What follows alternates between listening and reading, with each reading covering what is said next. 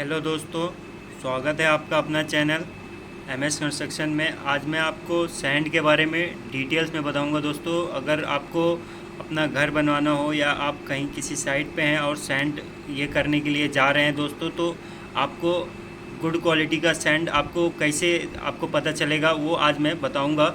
चलिए मैं आपको पहले बताता हूँ सैंड क्या चीज़ है। ठीक है दोस्तों, इसमें क्या लिखा है, sand is basic raw material used in construction industry. मतलब वो एक बेस मटेरियल है दोस्तों कंस्ट्रक्शन साइट पे। It is fine aggregate having particle size between 150 micron and 4.75 mm।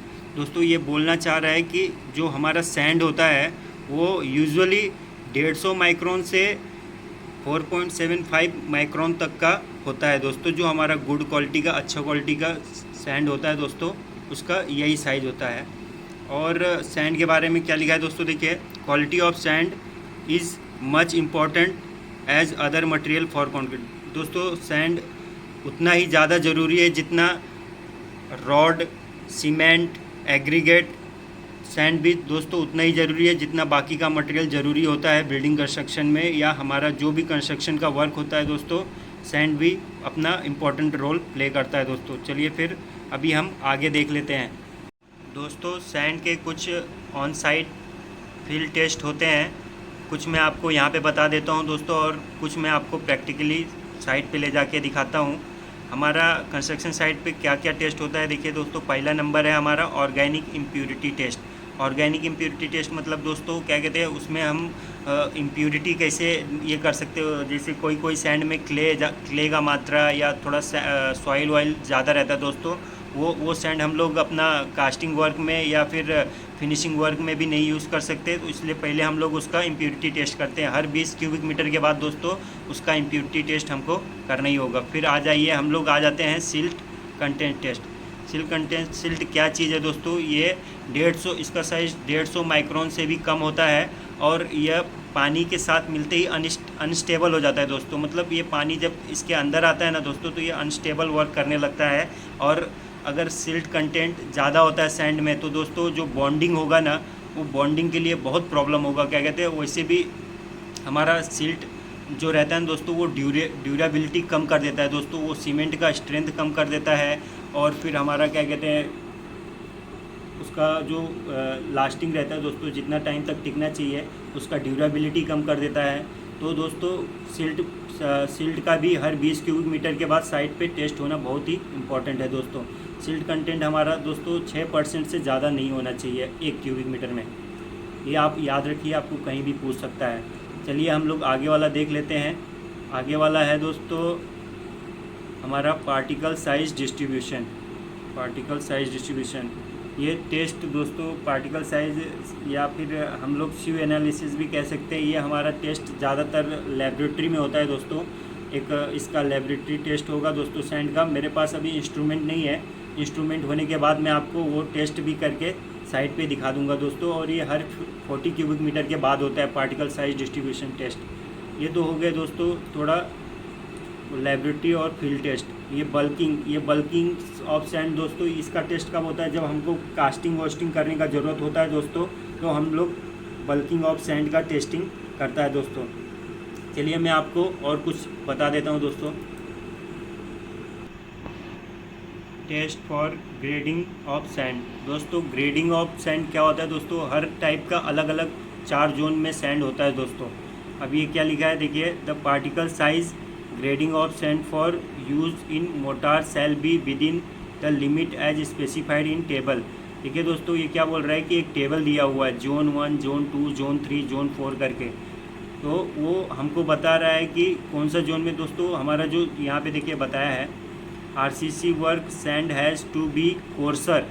Courser मतलब दोस्तों हमारा सैंड थोड़ा रफ होना चाहिए, थोड़ा बड़ा होना चाहिए, क्या कहते हैं, और वो कोर्सर होना चाहिए। For plastering work zone 4, plastering work के लिए हमको जोन 4 का सैंड यूज़ करना चाहिए, वो बेस्ट होता है। वो कैसे, चलिए मैं आपको बताता हूँ।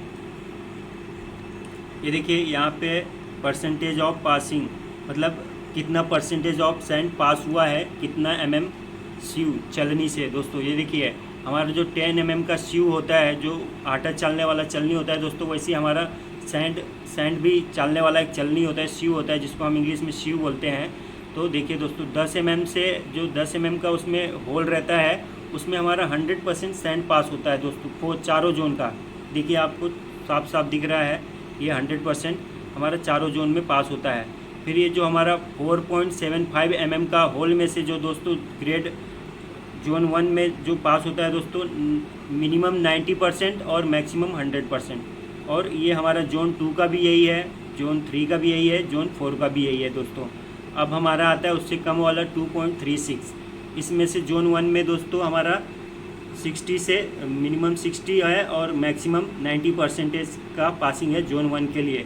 और जोन 2 के लिए देखिए दोस्तों, ये धीरे धीरे आपको बढ़ता हुआ क्यों दिख रहा है, और यहाँ पे हमारा होल का साइज़ कम हो रहा है और यहाँ पे हमारा पासिंग परसेंटेज बढ़ रहा है। मतलब देखिए आप एक चीज़ ध्यान दीजिए दोस्तों, कि जो हमारा जोन 4 और जोन 3 का जो सैंड है दोस्तों, वो थोड़ा छोटा होता है, मतलब बहुत ही छोटा होता है दोस्तों। और ये जोन 3 और जोन 4 का जो सैंड है दोस्तों, ये ज़्यादातर हमको प्लास्टरिंग वर्क में यूज़ करना चाहिए, क्योंकि इससे क्या होता है दोस्तों कि जो हमारा क्रैक वगैरह, हल्का क्रैक वगैरह आप देखे होंगे वॉल वगैरह पे प्लास्टर वगैरह करने के बाद, वो ये चीज़ से नहीं आता है दोस्तों। हमको जोन 1 और जोन 2 का जो सैंड है वो हमको ज़्यादातर कास्टिंग में यूज़ करना चाहिए। देखिए दोस्तों, मैं आपको पूरा दिखा देता हूँ। यहाँ पे जितना हमारा सैंड का साइज़ होता है, जिस शुरू में मैंने बताया था आपको 4.75 से 150 माइक्रोन तक। तो देखिए दोस्तों, जो लास्ट का है 150 माइक्रोन का, सबका सेम है लगभग। जो जोन 4 में है उसमें थोड़ा ज़्यादा है, बाकी का जोन 3, जोन 2 और जोन 1 में कम है। तो चलिए दोस्तों, मैं आगे का भी आपको दिखा देता हूँ, फिर मैं आपको साइड पे ले जाके दोस्तों एकदम प्रैक्टिकली दिखाता हूँ सैंड को हम लोग कैसे कैसे देख के टेस्ट कर सकते हैं। ये देखिए दोस्तों, मैं ये आपको दिखाना चाहता था, ये हमारा सीव है। कौन सा सीव से कितने mm का सैंड और एग्रीगेट का भी होता है दोस्तों, उसका भी मैं डिटेल एग्रीगेट का क्या टेस्ट होता है उसका भी मैं वीडियो आपको बना के बताऊंगा। पहले आप ये सैंड का देख लीजिए दोस्तों अच्छे से। ये देखिए, ये हमारा सीव है दोस्तों, और ये नीचे हमारा सैंड और एग्रीगेट, ये देखिए। तो चलिए दोस्तों, अब मैं आपको थोड़ा प्रैक्टिकली क्या कहते हैं साइड पे घुमा देता हूँ, ताकि आपका और क्लियर हो जाए नॉलेज। चलिए दोस्तों। हेलो दोस्तों, तो चलिए मैं आपको पूरे टेस्ट प्रैक्टिकली परफॉर्म करके दिखाता हूँ दोस्तों। ये देखिए, ये हमारा विजुअलाइजेशन टेस्ट है दोस्तों। इसको हमें देख के परखना रहता है बालू को, कि ये बालू का जो दाना है दोस्तों, ये बड़ा है, पार्टिकल है, ये बड़ा है या छोटा छोटा है।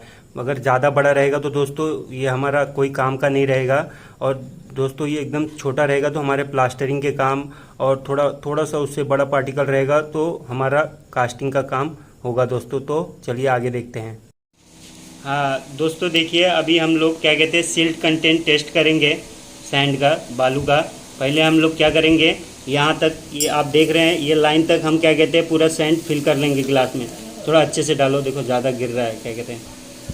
तो जैसे रुको, जैसे हमारा यहाँ तक हो जाएगा दोस्तों, और दो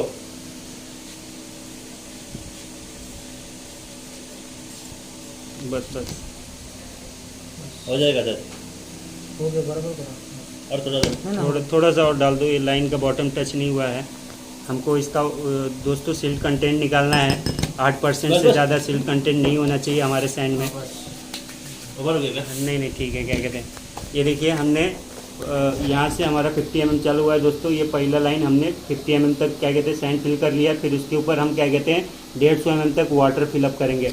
पानी डालो इसमें इधर तक ना, जो नंबर जागी तो लास्ट तक 150 mm तक पानी का फिलअप कर। हाँ, और फिलअप करो, और नहीं, एक और लाइन पूरा फिलअप करो पानी 150 mm तक। हाँ बस। अब देखिए दोस्तों, इसको हम क्या करेंगे, जेंटली सेक करेंगे। इसको ऐसे हिलाओ थोड़ा। इसको जेंटली सेक करने के बाद दोस्तों, इसको हमको थोड़ा देर के लिए छोड़ना पड़ेगा, ताकि इसमें क्या कहते हैं नीचे पानी नहीं गया, इसका सिल्ट वगैरह अच्छे से पूरा तब तक सेक करो जब तक पूरा नीचे तक पानी ना पहुंच जाए। पहुंच गया। एक स्पून ले, एक चम्मच दे दीजिए मामा। पानी डालना पड़ेगा। नहीं हो गया, अभी रहने दो। क्या करेंगे, गिर गया पानी। सामने निबोटे समझ के ना लगे काटा समझे तक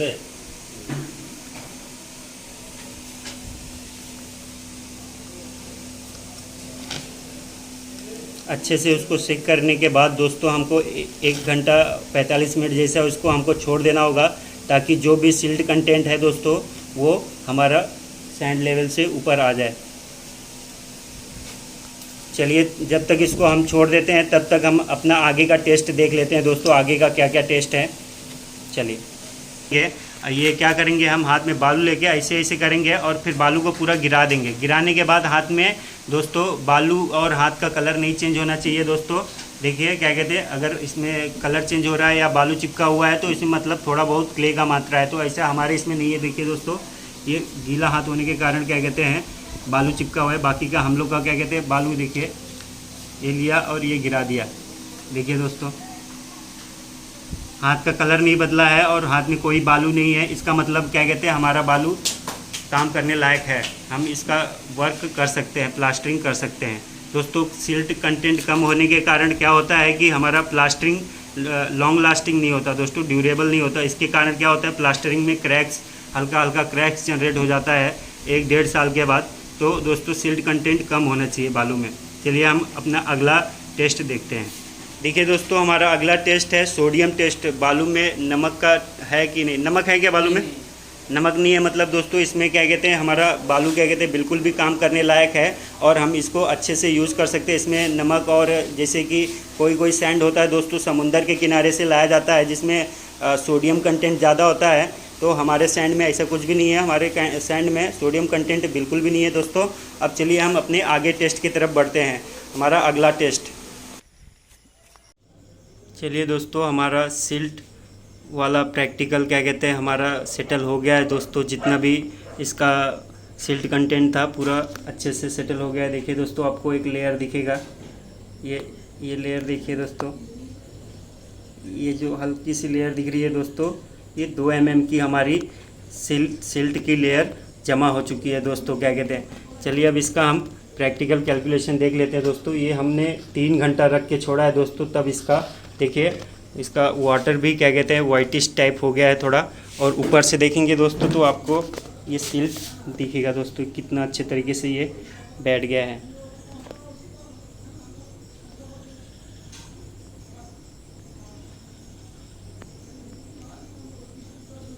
ये देखिए दोस्तों ये पूरा 2 mm जैसा लेयर इसका बैठ गया है। चलिए इसका कैलकुलेशन मैं आपको दिखा देता हूँ, मैंने कर लिया है कैलकुलेशन। ये देखिए साफ साफ दिख रहा है दोस्तों, ये सिल्ट की लेयर है दोस्तों और ये हमारे सैंड है दोस्तों। ये 80 mm जैसा हो गया है दोस्तों, इसका मेज़रमेंट किया हमने, और 2 mm का हमारा ये सिल्ट। चलिए मैं आपको इसका कैलकुलेशन समझा देता हूँ दोस्तों। Silt content test for sand, formula क्या होता है दोस्तों इसका V1/V2, मतलब volume of silt upon volume of sand into 100। देखिए दोस्तों हमारा 2 mm, हमारे पास दोस्तों मेजरिंग फ्लास्क वगैरह नहीं है दोस्तों, इसकी वजह से हमने ये ऐसा परफॉर्म किया है। देखिए हमारा 2 mm जैसा सिल्ट सेटल हुआ दिखा हमको दोस्तों, और 80 mm हमारा सैंड सेटल हुआ है दोस्तों अब 2 घंटा के बाद। तो देखिए हमारा अभी percentage of silt content is equal to 2/80 into 100। देखिए दोस्तों कैलकुलेशन कर लेंगे आप तो ये आएगा 0.025, उसको मल्टीप्लाई बाई 100 कर देंगे तो ये आ जाएगा 2.5%। दोस्तों आगे का जो हमने अभी वीडियो में मैंने दिखाया है वो टेस्ट है दोस्तों, वो टेस्ट भी आप देख लीजिए।